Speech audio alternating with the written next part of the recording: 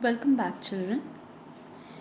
Today we are going to begin with the second chapter of economics, basic concepts of economics. In this entire chapter, we are going to learn about the concepts and the definitions of certain basic economic terms. So let us begin with wants. What is the meaning of want?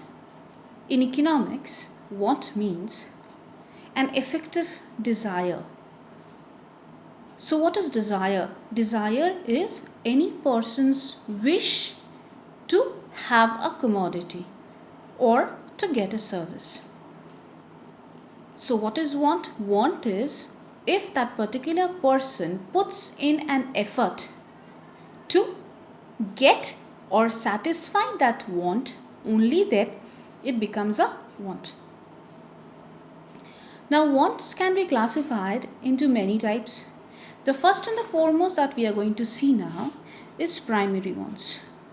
What are primary wants? These are the wants which are necessary for living a life, like food, clothing, shelter. These are the things that are required for a particular human being to sustain. Then comes the secondary wants. The secondary wants are the wants which basically cater to our comforts. What are our comforts? Comforts means which gives us a happy and healthy life. Let's see.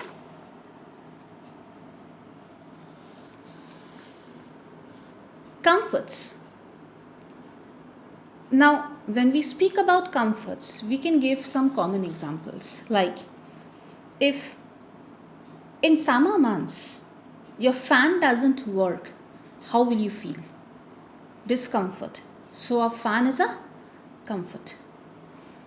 Alright, but when we talk about luxury, if it is a very high speed fan or an AC, then it can be a luxury. Even though you can say that given the present weather conditions, even an AC in anybody's house has become a comfort nowadays.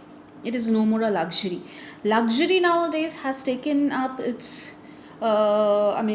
importance in the way of very precious stones, expensive cars, jewelries, all sort of expensive villas to stay in. Okay. So when we classify wants into two types, primary wants and secondary wants. Under primary we have the necessities, and under secondary we have comforts and luxuries. Alright, now features of human wants, we are going to study only 4 of it. The remaining you don't need to. First of all, human wants are unlimited. I have spoken about this thing while teaching you the scarcity definition in the previous chapter. Why are our wants unlimited? Because we are never satisfied. We go on asking for better commodities and more commodities. That's why our wants are always unlimited. Next, wants are complementary, means there are certain commodities which needs to be used together. If you are willing to use or consume a commodity, usually there are certain other commodities which needs to be consumed together. Like they have stated the example of car and petrol. You cannot consume petrol without car or car without a petrol. We can even talk about pen and refill. Suitability of wants, that means wants can also satisfy with respect to the choice. A very simple but quite clear example has been provided to you. If we are thirsty, our thirst can be satisfied by a cold drink or a glass of juice, even a glass of cold water. It depends upon the taste and preference of the person who is going to consume it. Next, wants are competitive. Very true. There are so many wants that a particular person have. Now that particular person will sit back and think which particular thing he is going to consume at this present moment. Okay, which he is going to purchase. Suppose you are given with a 500 rupees note by your mother and you are told that you can use it as per your wish. Now the first thing which comes to your mind will be that particular commodity which you are earnestly willing or wishing to consume. If you prefer going to a movie, you're going to immediately go and buy tickets for any movie. If you prefer eating in some good restaurant, immediately you're going to go to some good restaurant and have, say, biryani, who knows. So wants are competitive, means your likings will compete with each other, and you are going to choose or prefer that particular want which brings you more satisfaction. Okay, all right, then we move on to consumption part. We are going to learn only the definition of consumption. What is the meaning of consumption? Consumption means when you are using or utilizing a commodity directly, and that commodity will satisfy your wants. All right. Next we have sustainable consumption. Sustainable consumption is the consumption of goods and services which meets the needs of the people and improves the quality of our living, and also it provides a good impact on the environment. Sustainable consumption, sustainable usage, sustainable development, these are the words of the hour. Why sustainable? Sustainable or sustainability in each and every sphere aspect of our lives will give us a chance of living a healthy and happy life. That means it will be doing away with pollution. It will be keeping enough amount of resources for the future generations. We will suffer less and less from various type of diseases. So sustainable consumption is very much required. This we have already learnt in the modern growth oriented definition of economics in the previous chapter. Sustainability. Alright. Okay, next we move on to the one of the most important terms of economics which you have to learn in details. Utility. It is the want satisfying power of a commodity. How much a particular commodity is useful to you, that is the commodity's utility. Suppose a few of you prefer eating mangoes and a few more will prefer eating watermelon. Now if a person who prefers eating mango is given with watermelon and vice versa, don't you think the utility gained by these people will be lesser? If you love to have mangoes and if you are given with mangoes, then the utility which you will gain will be almost maximum. Okay, so what do we say about the utility of a commodity? It is a want satisfying power. How much that commodity can satisfy you. Now let's see the features of utility. Utility is subjective. What does this mean? First of all, it cannot be identified or observed. That's very true. You cannot see it. You cannot observe it. But you can only estimate that, okay, I am satisfied to this extent. It actually is within our minds and thoughts. Okay. Utility is not measurable. Like we can't say that we have got 100 utils of utility. We cannot say that. It's not possible to count. But we can state, yes, this particular commodity gives me maximum satisfaction and this particular commodity will give me less satisfaction. Okay. Utility is relative. It differs from person to person. A previous example I have already stated it and I am stating it once again. You are given with juice and you are given with cold drinks.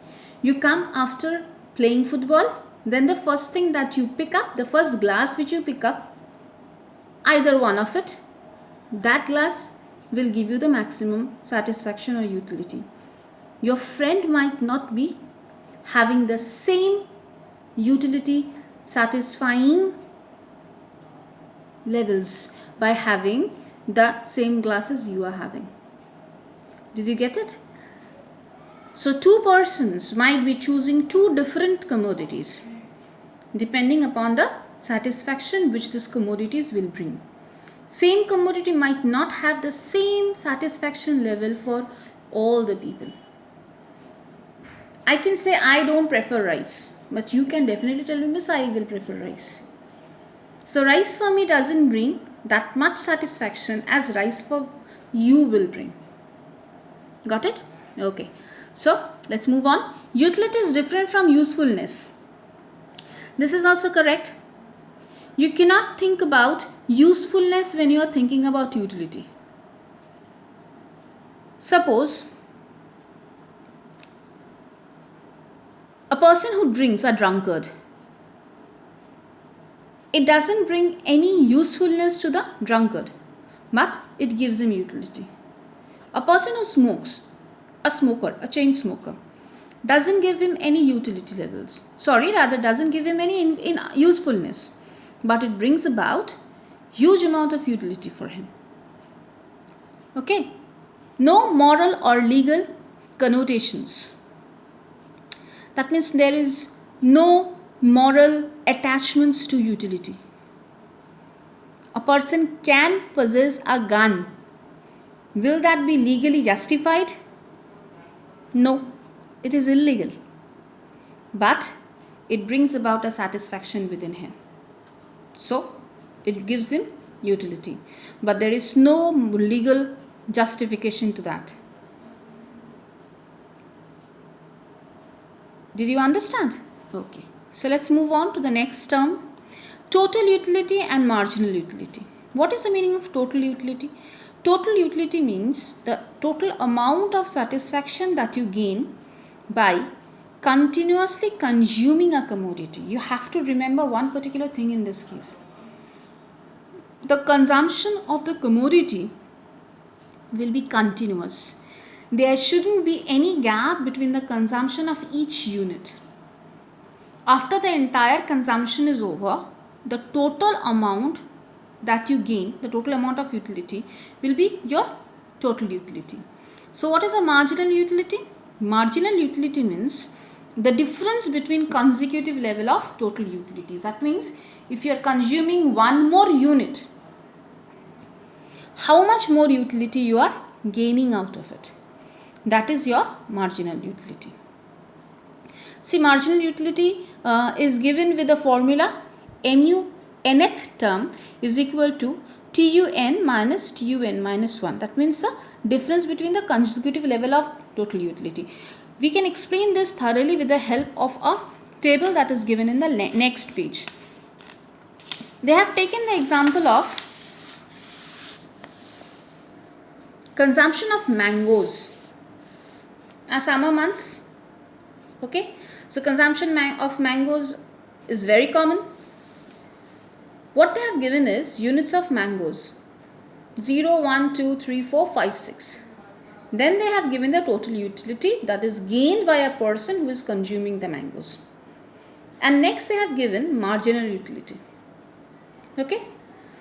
Now, when the person is consuming nothing, that means level of consumption is 0.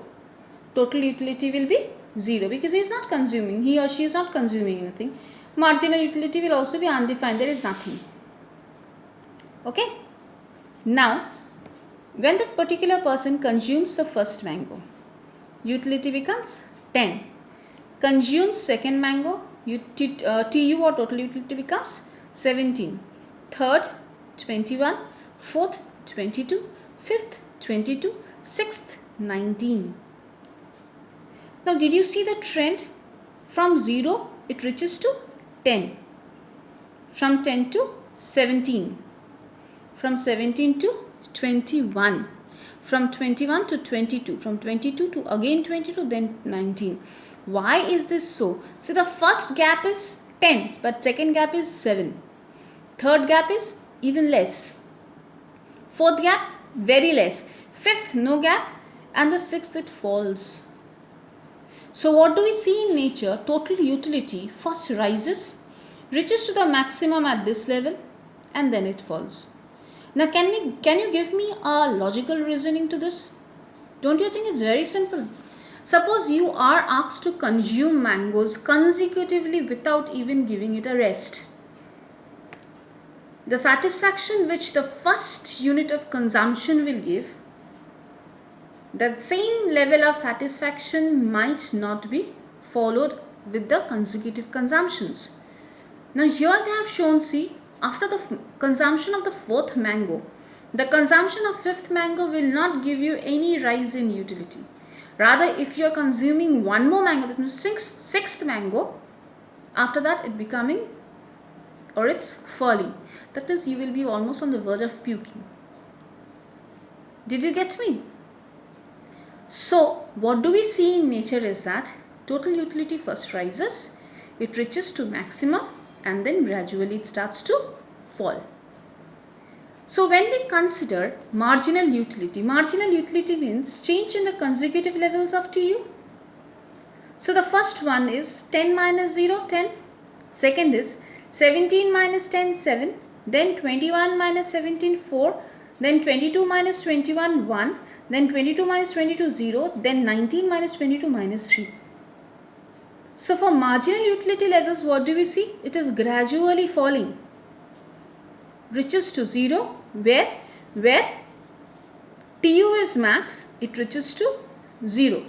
And after that, marginal utility becomes negative. Is it clear?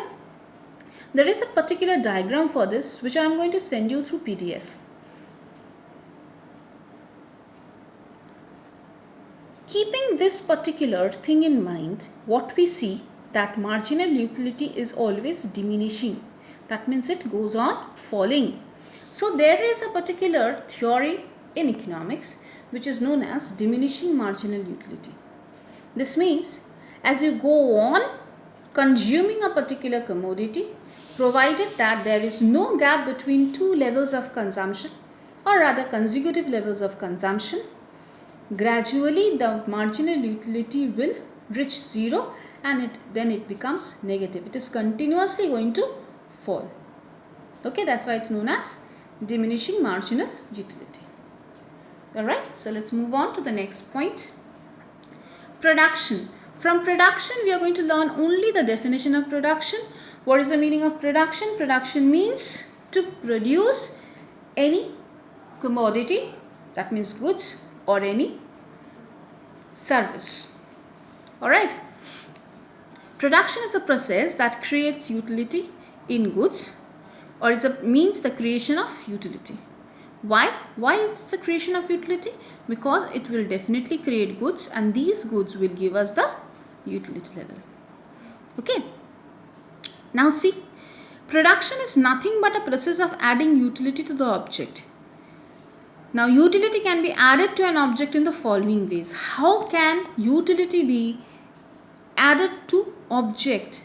Why do you think when a commodity is produced, it gains utility?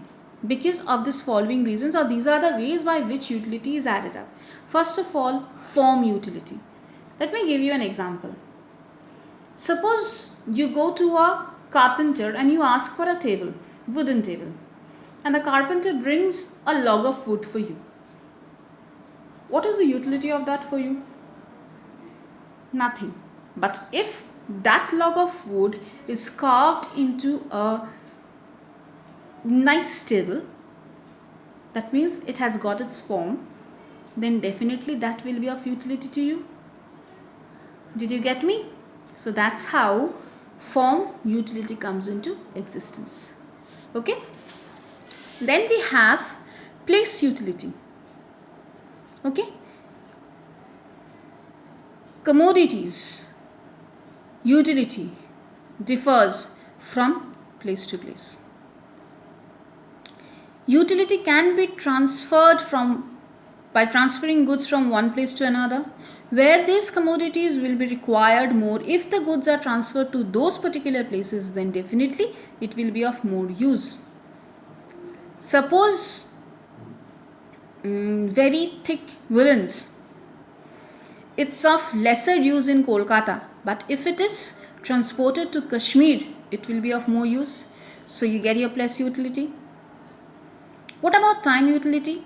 Often it is found that during bumper crop seasons, that means when crops are produced in huge amount, that time the excess amount of crops are kept in cold storages.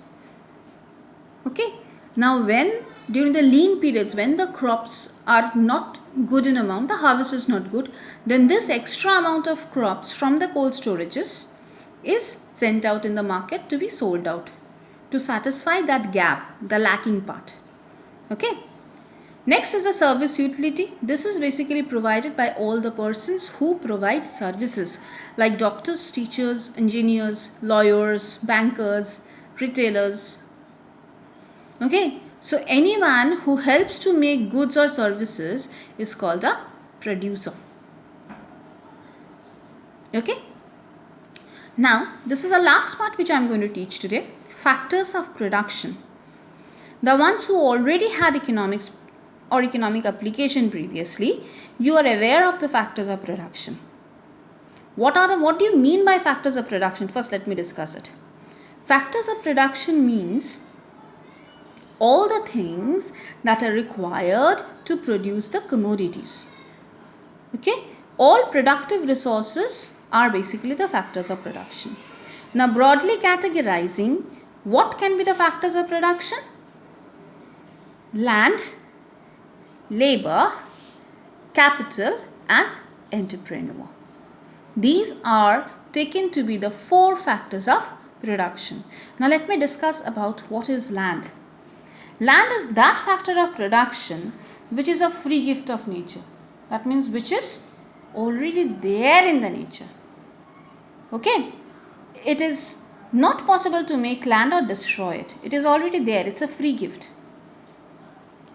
On the top of that, it's not only the land surface but also all the natural resources that is found on the land surface. Now, natural resources can be anything, but this natural resources has to be amenable by human. That means it needs to be within human control.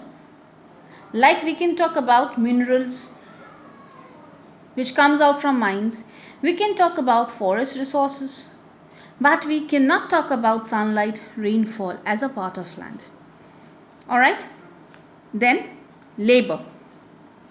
Who are the laborers? We.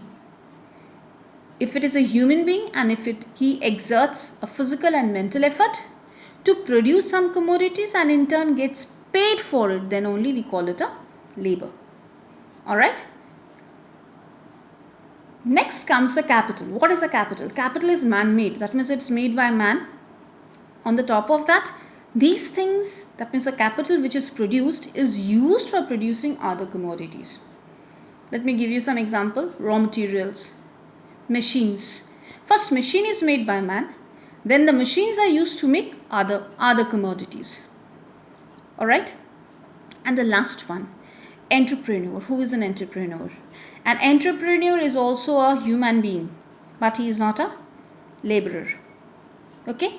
So, what is his work? His work is to organize the entire production procedure. That means he organizes land, he organizes labor, he gets hold of capital, and he makes all these things work together and produce commodities, sells these commodities out, earns profits, distributes all sort of payment to all the other factors of production. So you can say he is the ultimate person who masterminds the entire production procedure. Is it clear? Okay. Characteristics of factors of production is not required.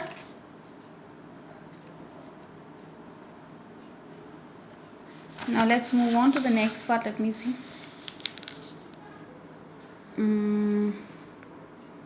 Okay, this much is enough for production.